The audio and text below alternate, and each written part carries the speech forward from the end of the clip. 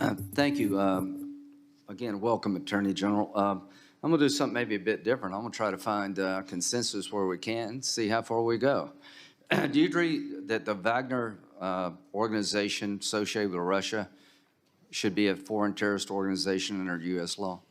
I think they are a organization that's committing war crimes, an organization that's damaging the United States. I think they've already been designated as a Criminal, TCO. I'm trying to get that. I want to go up a notch. Are you okay with that? I understand. This is the way in which determinations are made with respect to terrorist organizations come through the State Department. They have to make determinations of what the consequence is for countries that have them in them. Do you object to me trying to make them a foreign terrorist? I don't object. I think, though, that I would defer in the end to the State Department on this. Yeah, well, I bet we'll all come together on that one. Fentanyl deaths are more than gun and accident deaths combined in the United States. Did you know that? Yes, sir.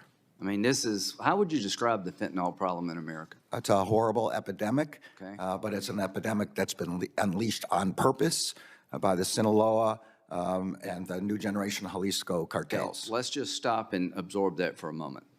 It's a horrible epidemic. It kills more people than car wrecks and gun violence combined. And the question is, what are we going to do about it? Under current law, fentanyl loses its Schedule I status by the end of the year. You oppose that, I assume? I certainly do.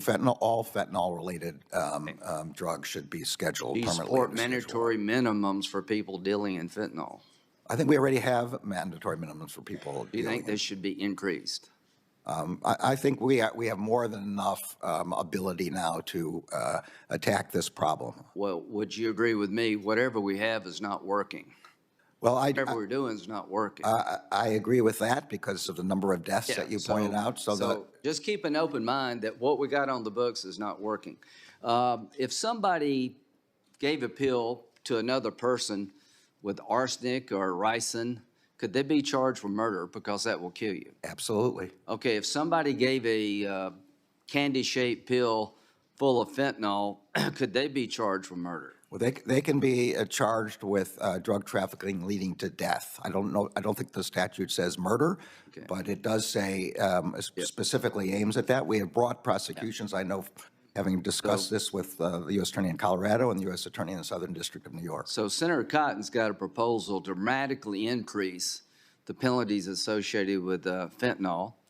I'd like to work with you and the chairman, if we could, to find a bipartisan solution to this problem to create deterrence that doesn't exist.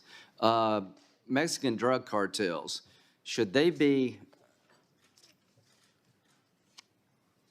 designated foreign terrorist organizations under U.S. law? Yeah, I think it's the same answer I gave before. They are already designated in any number of ways and sanctioned by the Treasury. Would you oppose some of us trying to make them foreign terrorist organizations? I wouldn't oppose it, but again, I want to point out there are diplomatic concerns. We need the assistance of Mexico in this and designating. Is Mexico helping us effectively with our fentanyl problem? They are helping us, but they could do much more. There's no question about that. Well, if this is helping, I would hate to see what not helping looks like.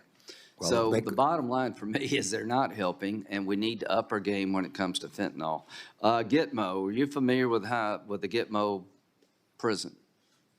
I haven't been there, if that's what you're asking. No, I mean, but you know that we have foreign terrorists housed there, is that right? I certainly do. Do you agree with me that under the law of war, an enemy combatant properly designated can be held to the end of hostilities? Yes, that's the law both of the circuit I was on before and the Supreme Court. Right. So do you agree with me that ISIS and Al-Qaeda is still at war with us? Yes, I do. So you agree that anybody associated with these organizations could be held indefinitely if they present a risk to the American people? I think they could. I think that the determination of whether they present a risk and how they should be dealt with is a determination to be made by the Defense Department, and the Defense Department is making. But legally, they can be held as long as they're a risk, and that could be for the rest of their lives, correct? I think that's right. It obviously depends on the facts of the determination. I totally agree. Do you believe Russia is committing crimes against humanity? I do. Okay, that's a pretty bold statement. Should we create an international court to support charges of crime of aggression? Do you support that idea? So the United States supports what is now being developed in The Hague, sponsored by Eurojust, looking into the possibility of creating that court. There are concerns that we have to take into account with respect to how that might deal with our own service members and other circumstances. We have to be sure that the appropriate guardrails are up, but we support any number of different ways in which war crimes, crimes against humanity, and the potential for crimes against aggression are I'd investigated. like to work with you in that regard. I think that's something we could do. I would be happy to. When it comes to federal prisons, are you aware that 1,200 prisoners are requesting to be sent from a male prison to a female prison? I'm not, no. Okay. What is our policy when it comes to allowing a male prisoner to be transitioned into a female prison? I think if you're generally asking the question of how trans people are dealt with in the Bureau of Prisons, my understanding is that these are determinations about where they're placed or where people are placed in general have to do with individualized determinations regarding the security of that individual and the management of the prison. These are done on a case-by-case basis. That's my understanding. Are you aware of any policy guidelines that they use to make that determination? I think there is a policy guideline along the lines that I just said, that they are. I would like for the Bureau of Prisons to send it to us. Are you concerned that if a biological male is sent to a female prison, that could be a risk to female prisoners? I think every person in prison has to be dealt with dignity and respect. That determinations of the safety questions you're talking about have to be made on an individualized basis and not categorically. Okay. Finally, let's end where we started, fentanyl. If this drug is killing more Americans in car wrecks and gun violence combined, do you believe that the policies we have today in effect are working? I've been involved in the problem of drug crime and drug trafficking for more than 40 years, including... That's not my question. It's not how long you've been involved. Are they working?